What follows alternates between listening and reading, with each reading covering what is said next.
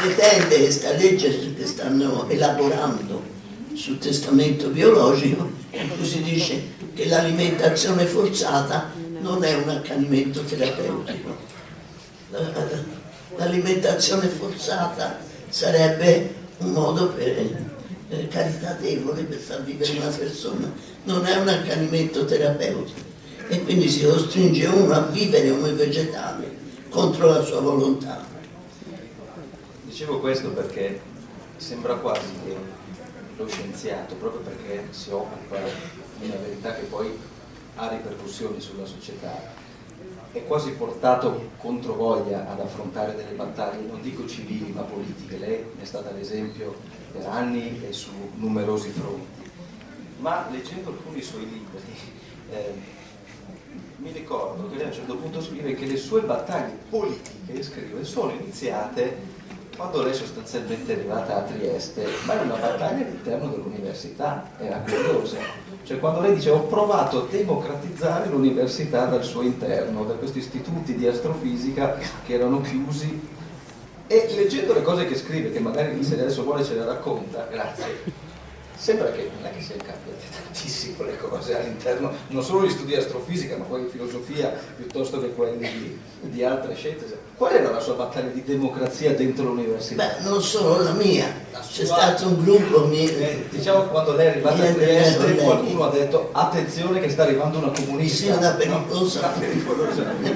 Cosa faceva sta pericolosa comunista? Beh, intanto erano stati messi in guardia dal precedente direttore, che era veramente il classico barone nel peggior senso della parola.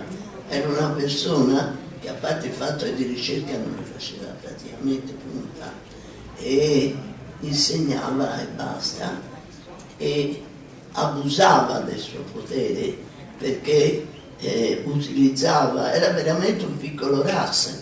Negli osservatori c'è l'abitudine, o c'era, ora non c'è più, che gli astronomi hanno diritto all'alloggio di servizio, perché si presume che a ogni momento della notte debbano saltare giù dal letto per osservare. Ora questo non succede più, ma è successo fino a una trentina d'anni fa, e lui da solo con la moglie occupava un intero piano dell'osservatorio, dove oggi c'è la bellezza di 13 o 14 studi, e utilizzava, aveva bisogno di spazio, utilizzava il custode e la moglie del custode come servitori privati.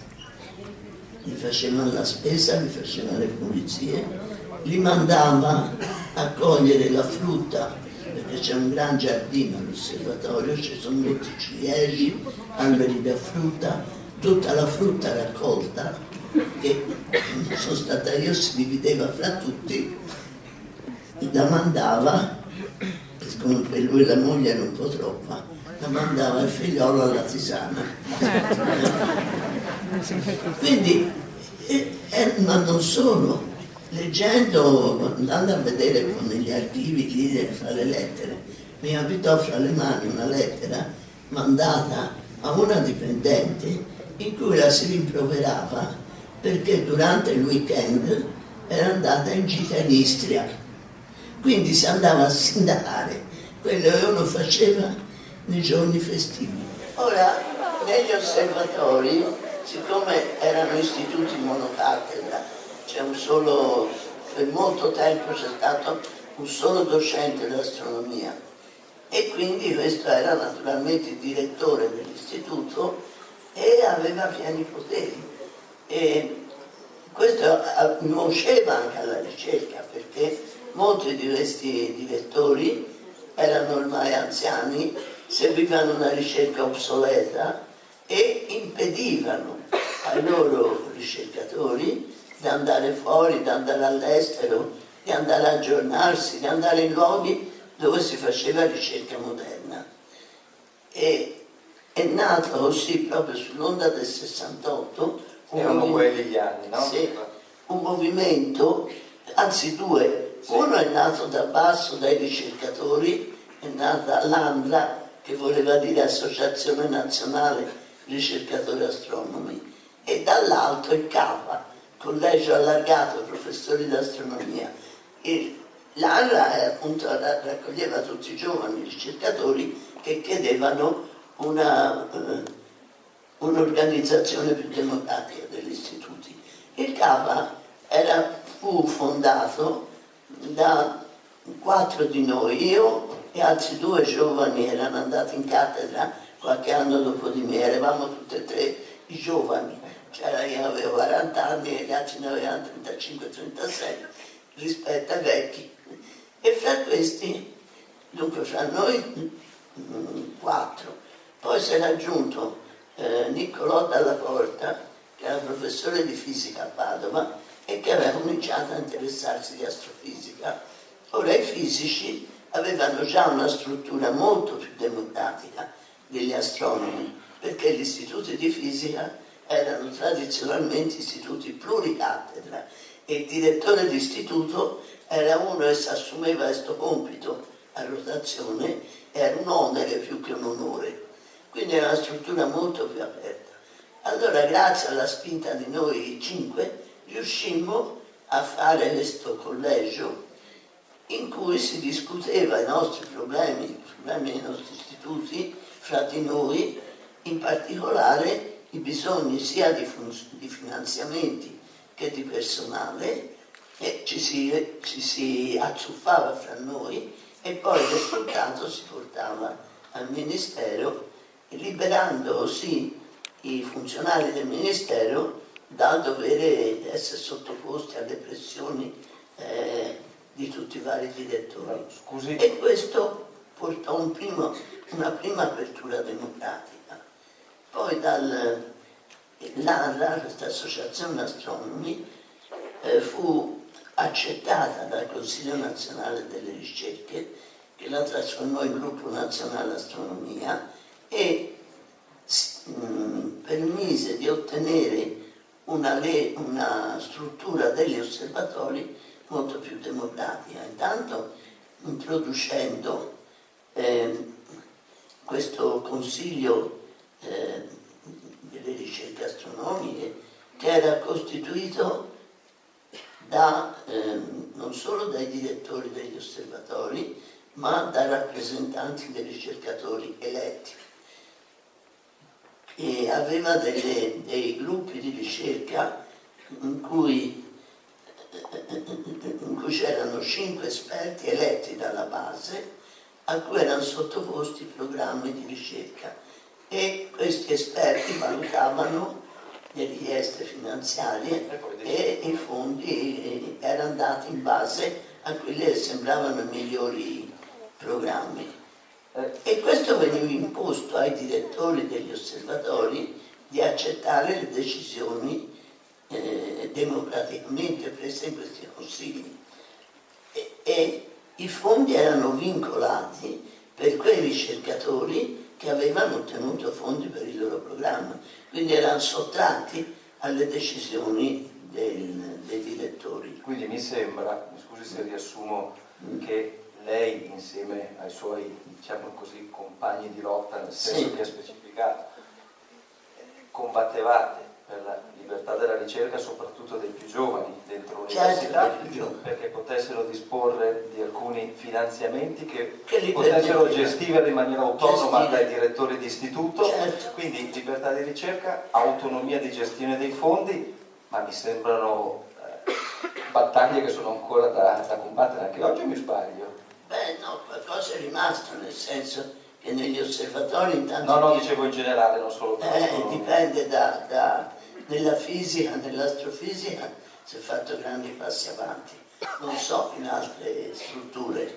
per esempio negli osservatori ora c'è un consiglio d'istituto eletto e c'è delle decisioni su come spendere fondi. Per esempio, non so, adesso le sottopongo una mia esperienza, c'è anche la scelta di precarizzare il ricercatore, non mi sembra che aumenti l'autonomia. Questo non è, questa è una decisione, una riforma, la riforma Gelmini, che è una controriforma, perché questo è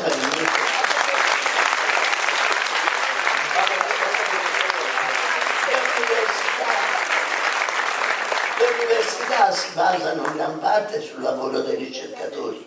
I ricercatori, come dice il nome, dovrebbero prevalentemente fare ricerca, anche perché sono il primo gradino della carriera universitaria e è provato scientificamente, statisticamente, che i maggiori risultati, le maggiori innovazioni le ottengono proprio i giovani. Quindi era giusto pretendere che i ricercatori facessero essenzialmente ricerca, come prevedeva la riforma Ruberti, che è stata l'unica vera riforma fatta in tutto questo secolo. Prima di passare la parola al professor Pozzobon, che ci fa un altro intermezzo, io parliamo.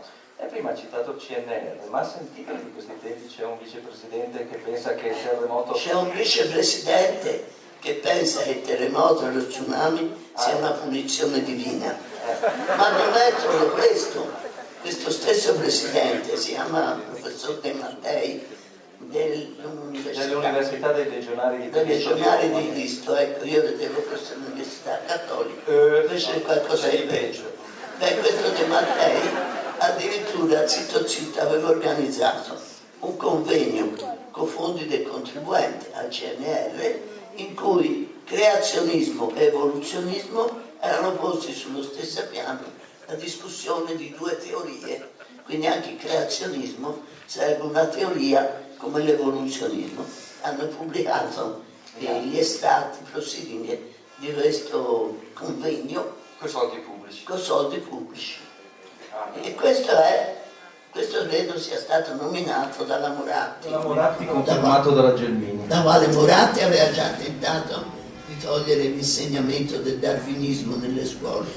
La Gelmini nella sua riforma, fra l'altro, oltre a tagliare il numero di docenti, non bandire concorsi per ricercatori, ai ricercatori ha tolto anche il contratto a tempo indeterminato, per cui i nostri ricercatori sono pagati male, sono quelli pagati peggio in Europa e ora non hanno nemmeno più la sicurezza del posto, sono destinati al precariato.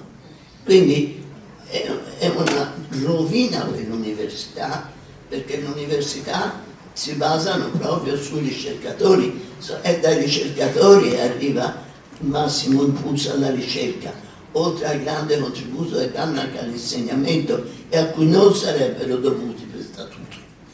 E quindi veramente è un disastro per l'università, vuol dire affossare le nostre università, oltre al fatto poi che non si possono mettere a concorso tutti i posti che si liberano per persone che vanno in pensione.